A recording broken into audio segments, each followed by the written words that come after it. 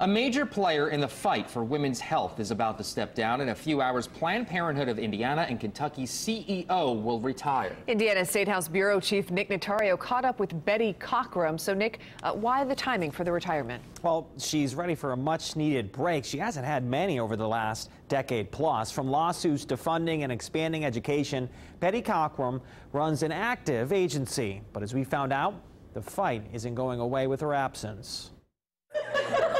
Oh yeah, this is fun. After 15 years on the job, this Planned Parenthood leader is preparing to say goodbye. It was my first charitable contribution back when I was 20 years old in Bloomington, and so it was important to me then, and 44 years later, it's just as important. The last 15 of those years, Betty Cockrum has served as the agency CEO. The most important thing is that women and men know that we're there with our doors open, where we're located, the services that we offer. She's not afraid of a fight. She sued the state 5 times, including most recently blocking an Indiana abortion law set to start July 1st. It's gotten a whole lot meaner. Hasn't always been easy.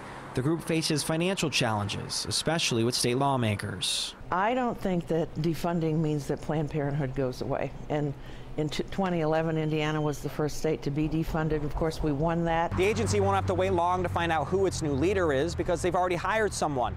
She's never worked for Planned Parenthood, but she's ready to hit the ground running. I have been a supporter of Planned Parenthood for about 15 years. Christy Gillespie's resume includes nearly 30 years with nonprofits across Indiana. I've seen particularly women, but not only women, but people making these tough decisions about their reproductive health. She enters Planned Parenthood at a trying time. Federal politicians are threatening to pull funding, and over the past 5 years, its visits have dropped from 200,000 to less than 120,000. If you really believe in the mission and what we're doing for our patients in Indiana and Kentucky, now is exactly the time to want to be the leader of the organization. An attitude her predecessor likes to hear because she knows how demanding the job can be. She needs to make sure that she doesn't let it take over her life, because it can.